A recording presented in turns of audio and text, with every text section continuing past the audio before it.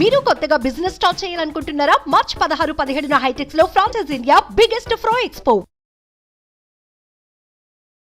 నమస్తే, welcome to Suman TV. నేను విష్ణు. ప్రస్తుతంతో పాటు certified financial planner Ram Prasad గారు ఉన్నారు. వారితో మాట్లాడదాం. సార్ నమస్తే. రామ్ ప్రసాద్ గారు. నమస్తే విష్ణు గారు. రామ్ ప్రసాద్ గారు, ఇవాళ చాలా సింపుల్ టాపిక్తో వచ్చాను. చిట్టి కట్టడం మేళ, మ్యూచువల్ ఫండ్స్లో ఎస్ఐపి కట్టడం మేళ. చాలా సింపుల్ టాపిక్, మిమ్మల్ని పెద్దగా ఇబ్బంది పెట్టదలుచుకోలేదు. సో మీరేం చెప్తారు?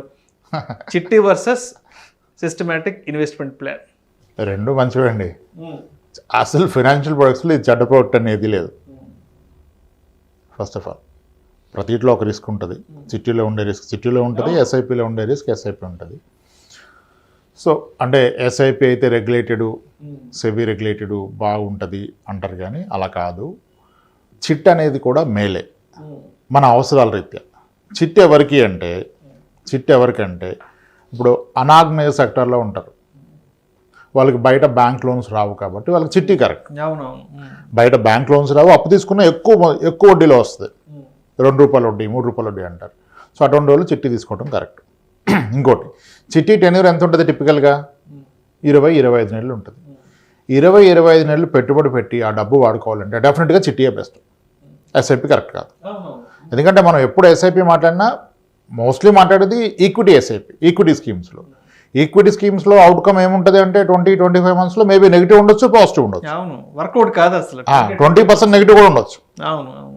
కానీ చిట్టీలో నెగిటివ్ ఉండదు కదా, 20 ఇయర్స్కి, 20 మంత్స్కి, 25 మంత్స్కి.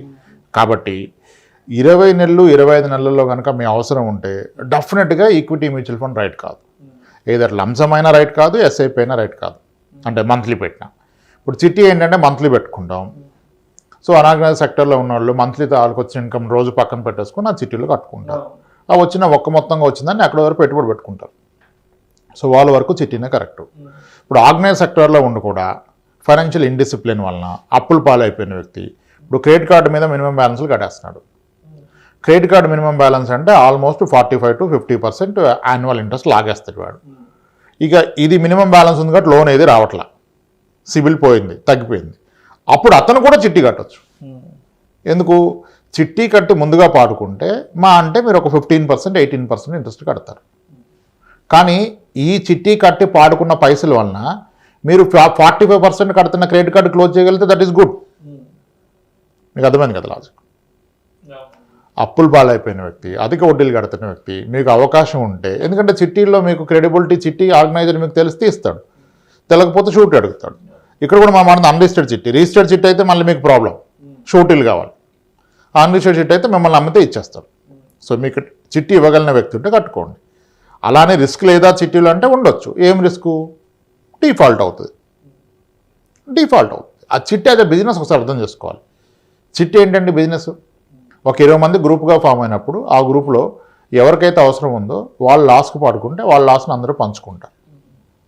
అంతే కదా? ఒకటి అవసరాన్ని ఆసరాగా తీసుకుని అందరూ డబ్బులు పంచుకోవటమే చిట్టి. సరే, అలాగైనా ఒక అవసరానికి పనికి వస్తుంది కదా. ఆర్గనైజర్ ఒక 5% తీసుకుంటాడు. ఎవరైనా డెస్పరేట్గా ఉండే అవసరం వాళ్ళు పాడుకుంటే మీకు ఆ డిస్కౌంట్ అనేది అందరికీ వచ్చేస్తుంది. అదొకటి. ఇంకోటి ఫిక్స్డ్ చిట్ ఉంటుంది. మీరు ముందుగా పాడుకుంటే పలానా వడ్డీ కడతారు, ఇంకా ఎవ్రీ మంత్ డ్రా తీస్తారు, ఎవరికొకరికి ఇస్తారు. అదే ఆప్షన్ అయితేనేమో పాట పాడతారు. సో చిట్టీలో ఏంటంటే ఒకళ్ళ అవసరాన్ని మనం అవకాశంగా వాడుకొని మనం తక్కువ కడతాం. చివరి దాకా ఉంటే మనకు ఒక 10-12% రిటర్న్ వస్తుంది. 10-12%, but that is guaranteed. That's guarantee return. మరి ఎస్ఐపిలో 20 నెలల్లో రాదు కదా, సమస్య లేదు అసలు. అంటే రావచ్చు, ఎక్కువ రావచ్చు, 20% కూడా రావచ్చు, కానీ వస్తుందని గ్యారంటీ లేదు. ఇక్కడ గ్యారంటీ ఉంది చిట్టీలో. కానీ అనదర్ ప్రాబ్లం ఏంటంటే చిట్టీలో ఏమన్నా అటు ఇటు అయితే, అటు ఇటు ఎలా అవుతుందంటే, డిస్క్లైమర్ అది కూడా చెప్పాలి మనం. అటు ఇటు ఎందుకు అవుతుంది అంటే సింపుల్ అండి. ఒక ఆర్గనైజర్కి వచ్చేది 5% పర్ మంత్. ఆ చిట్టి అమౌంట్లో 5% ఆర్గనైజర్ తీసుకుంటాడు కదా. ఇప్పుడు 20 మంది ఉన్నారు. ఆ 20లో ఒక్కడు ఎగ్గొట్టాడు అనుకోండి, ఆర్గనైజర్ కమిషన్ మొత్తం ఫర్ ద చిట్టిపోయింది. సో అప్పుడు ప్రాబబ్లీ ఆయన మేనేజ్ చేస్తాడు. దాంట్లో ఇద్దరు ఎగ్గొడితే ఏం చేస్తాడు? ఆర్గనైజర్ చేతులు తెస్తాడు. That's the problem. Intentionally wrong చేసి ఆర్గనైజర్స్ కూడా ఉండొచ్చు, బట్ మోస్ట్లీ ఇలానే జరుగుతుంది. అంతా పైకి బాగానే కనపడుతుంది. ఒక 2-3 డిఫాల్ట్ చేస్తే ఆయన ఏం చేయగలడు? అది కాబట్టి మీకు నమ్మకం ఉన్న వ్యక్తులు ఉన్నారు, ఎప్పటి నుంచి వేస్తున్నారు, వాళ్ళ అసెట్స్ ఉన్నాయి, ప్రాపర్టీస్ ఉన్నాయి, మీకు తెలుసు అంటే కట్టండి. కానీ మీరు కనుక అన్రిజిస్టర్డ్ చిట్టికి వెళ్తే వాళ్ళు మీ దగ్గర క్యాష్ తీసుకొని క్యాష్ ఇస్తారు కదా. ఇప్పుడు ఆ క్యాష్ నేను నా బిజినెస్లో వాడుకుంటా అంటే ఓకే, కానీ ఒక ట్యాక్స్ పేయర్ వెళ్ళి నేను చిట్టి కడతాను, నేను 30% ట్యాక్స్ కట్టాక ఈ డబ్బులు తీసుకుని చిట్టీలో కట్టి క్యాష్ తీసుకుంటే అది problem. That's not right. Okay, that's not right. చిట్టీలో రిస్క్ ఉంది, బట్ కొందరికి చిట్టీనే కరెక్ట్. అసలు 20 నెలలకైతే చిట్టి కరెక్ట్, అది రిజిస్టర్డ్ చిట్టి అయినా కరెక్టే. 20 monthsకి అట్లీస్ట్ అది 7-8 అయితే గ్యారంటీగా వస్తుంది కదా, ఇక్కడ రాదు కదా మనకి. సో కాబట్టి చిట్టీలు రాంగ్ అయితే కాదు. చిట్టి పర్పస్ వేరు, ఎస్ఐపి పర్పస్ వేరు. చిట్టి అనేది షార్ట్ టెన్యూర్కి 20-25 monthsకి చిట్టీనే కరెక్ట్. కానీ అక్కడ రిస్క్ ఏంటంటే డిఫాల్ట్ రిస్క్ ఉంది. ఇప్పుడు రిజిస్టర్డ్ చిట్స్ కూడా చాలా స్ట్రగుల్లో ఉన్నాయి. ఇప్పుడు ఆల్రెడీ కొన్ని నడుస్తున్నాయి కదా రిజిస్టర్డ్ చిట్లు, పెద్ద చిట్స్.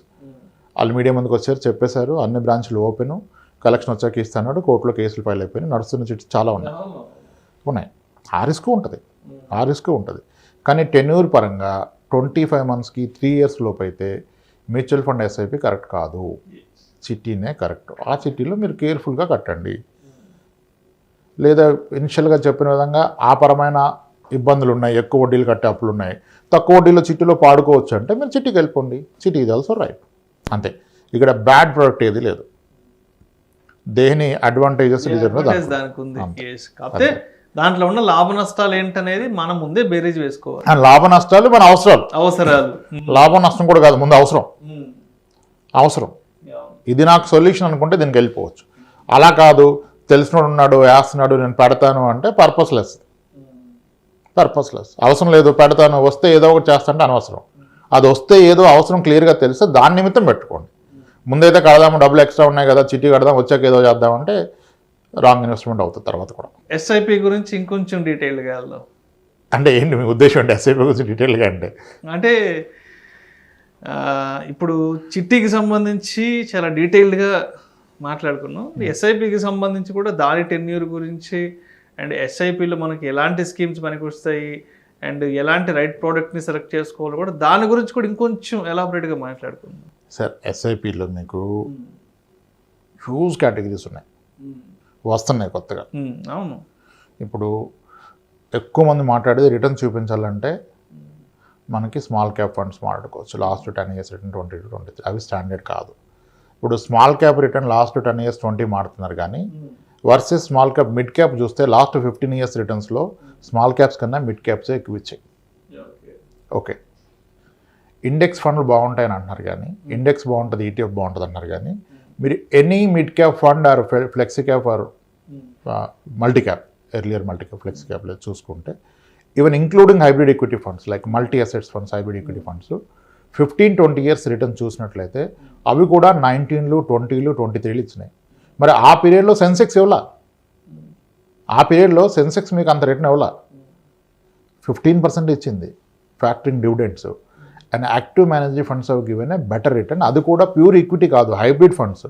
ఈక్విటీ ఎక్స్పోజర్ 60%, రిమైనింగ్ 35 డెట్లో ఉంది, ఆర్ఈఐటీస్లో ఉంది, కమోడిటీస్లో ఉంది. అదే చాలా బిగ్ మార్జిన్తో బీట్ చేశాయి ఇండెక్స్ని. సో ఫండ్స్లో ఇది రైట్ అని చెప్పలేం, it's all based on the need.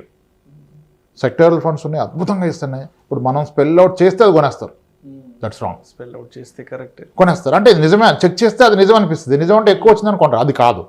మీ అవసరాన్ని పట్టి ఫండ్, అది మీరు పెడుతున్న అమౌంట్ ఒక ఫండ్లో పెట్టకూడదు కదా, మల్టిపుల్ స్కీమ్స్. మళ్ళీ ఎన్ని స్కీమ్స్ ఉన్నాయి అది కూడా రూల్ లేదు.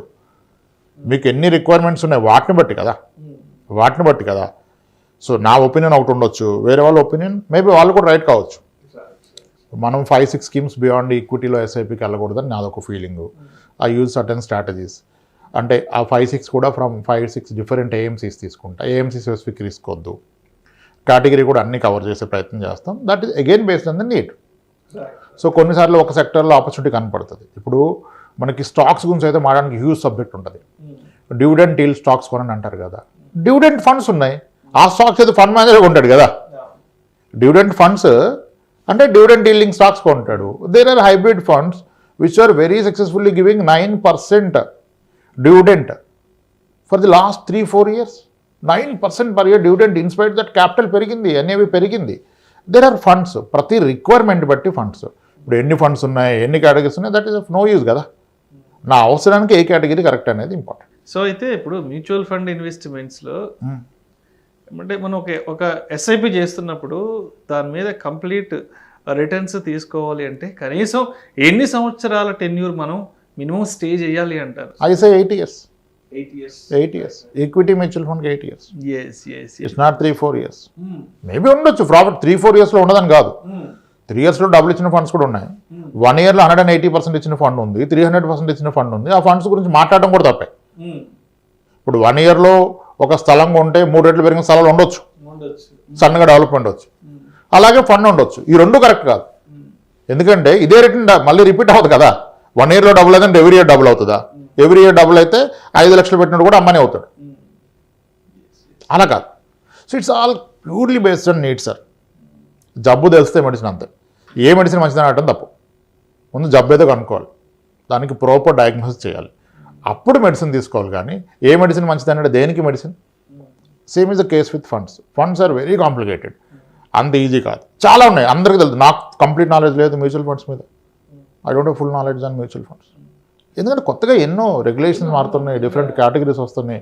థిమాటిక్ ఫండ్స్ ఎంత చూసినా ఇంకెంత డెప్త్కి వెళ్తే అన్ని thematic funds, REIT funds, infrastructure funds, pharma funds, banking funds. నేను రోజు రెగ్యులర్గా ఈ బిజినెస్ మ్యాగజైన్స్ ఇవి చదువుతుంటాను సార్. అంటే ఎన్ని రకాల ఫండ్స్ అంటే మీరు చెప్పినట్టు రోజుకో ఫండ్, వారానికి ఫండ్, గంటకో ఫండ్ వస్తుంటే ఇవన్నీ ఎక్కడ గుర్తుపెట్టుకోవాలరా బాబు అసలు. అంటే ఇవాళ మాట్లాడుకుంది రేపు అవుట్ ఉండకపోవచ్చు, రేపు మాట్లాడుకుంది ఎల్లుండి ఉండకపోవచ్చు. ఇట్లా రోజుకు ఒక కొత్త ప్రోడక్ట్ మార్కెట్లోకి వస్తూనే ఉంటుంది. వస్తాయి. ఇప్పుడు గ్లోబల్ ఫండ్స్ వచ్చాయి. ఇప్పుడు ఐటీ వాల్యుయేషన్లో ఉందని చెప్పి టెక్ ఫండ్స్, ఎన్ఎఫ్ఓలు వస్తున్నాయి. మొన్న 2 AMCలు వచ్చినాయి. ఆల్రెడీ ఉన్నాయి టెక్నాలజీ ఫండ్స్. ఒకప్పుడు బాగుంది, అందరూ పెట్టారు. లాస్ట్ 2 years నెగిటివ్ ఉంది. Technology funds, IT sector funds అందరూ ఎగ్జిట్ అయిపోతున్నారు. కాదు, this the time to enter. Last 2 yearsగా పెరుగుద్దని ఆశతోనే ఉన్నాం, పెరగలేదు. ఎస్ అవుతుంది. ఇప్పుడు యాక్చువల్గా this the time to enter. కానీ ఎంత పెట్టాలనేది మళ్ళీ క్వశ్చన్. ఇప్పుడు మనం చెప్తే దోగకూడదు. మీ ఓవరాల్ పోర్ట్ఫోలియో ఎంత ఇన్వెస్ట్ చేస్తున్నా దాంట్లో ఎంత వెయిటేజ్ ఇవ్వాలి ఐటీ సెక్టర్కి. ఐటీ సెక్టర్కి మీరు వెయిటేజ్ ఇస్తే ఎన్ని ఇయర్స్ వెయిట్ చేయగలగాలి? ఈ రోజు అయితే 2 years లోలో ఉంది, 36%లో ఉందని కొత్తగా ఎన్ఎఫ్ఓలు వచ్చినాయి పెడుతున్నారు. ఇప్పుడు ఏ ఎన్ఎఫ్ఓ వచ్చినా ఫండ్ హౌస్ ఇది బెస్ట్ అనే చెప్తాడు. మరి వాడి దగ్గర 60 ఫండ్స్ ఉన్నాయి, అన్ని ఎలా బెస్ట్ అవుతాయి? బెస్ట్ కాదు, నాకేది రైట్ అనేది question. So mutual fund is a big subject sir. That అంటే ఫండ్ రికమెండేషన్ కాదు, ముందు 1 need to అండర్స్టాండ్ మీ నీడ్ ఏంటి, ఎప్పుడు కావాలి అది. అందుకనే అంత ఈజీ కాదు. 2-3 yearsలో రిటర్న్స్ రావు. అది బాగా గుర్తుపెట్టుకోవాలి. పట్టుగానే వస్తే వచ్చింది మొన్నటిదాకా అంటే ఇప్పుడు రాదు. సో మొత్తంగా ఒక ఫైనాన్షియల్ ప్రోడక్ట్ని ఎంచుకునే ముందు అది మన రిక్వైర్మెంట్స్కి ఎంతవరకు సరిపోతుంది, మన రిక్వైర్మెంట్స్ని ఎంతవరకు ఫిల్ఫిల్ చేస్తుంది, అండ్ మన ఫ్యూచర్ గోల్ ఏంటి. సో ఇవన్నీ కన్సిడర్ చేసుకొని తీసుకోవాలి. కానీ ఎవరో ఏదో స్పెల్ అవుట్ చేసి చెప్పారనో ఇంకోటనో ఎప్పుడు తీసుకోకూడదు అంటారు. అదే కదా, కొన్నిసార్లు కొన్ని స్కీమ్స్ చెప్పాం మనం. అప్పుడెప్పుడో ఎడిల్వైజ్ రీసెంట్లీ లిస్టెడ్ అయిపో చెప్తే ఒక క్లయింట్ వచ్చింది, ఆమె మీరు చెప్పారు నేను పెడతానంటుంది. అసలు ఏ బేసిస్ మీద చెప్పాం? నేను ఇన్స్టెడ్ ఆఫ్ బయింగ్ ఐపీఓస్ మీరు రీసెంట్ లిస్ట్ ఐపీఓ ఫండ్ అని ఒక ఫండ్ ఉంది, ఇది బెటర్ అవుతుంది అని చెప్పాం అంతే. ఇట్స్ నాట్ దట్ మీరు పెట్టండి అని చెప్పలా. కానీ క్లయింట్ చెప్తున్నారా నేను ఆల్రెడీ పెట్టాను సార్ మీరు చెప్పారు కదా అంటే, అరే దాంట్లో ఎలా పెడతారు మీరు? సో మొత్తానికి ఇవన్నీ కాకుండా మనకి ఏది అవసరమో, ఎంతవరకు అవసరమో, మన భవిష్యత్ అవసరాలని ఇది ఎంతవరకు ఈ 4-5 విషయాలు గుర్తుపెట్టుకొని ఆ ప్రోడక్ట్ ఏంటనేది మనం సెలెక్ట్ చేస్తాం అంతే. పెట్టాలని కూడా రూల్ లేదు. కొన్ని ప్రొఫైల్స్కి మ్యూచువల్ ఫండ్ సెట్ అవ్వదు. You don't need it. Thank you sir. Thank you so much Ramprasad గారు.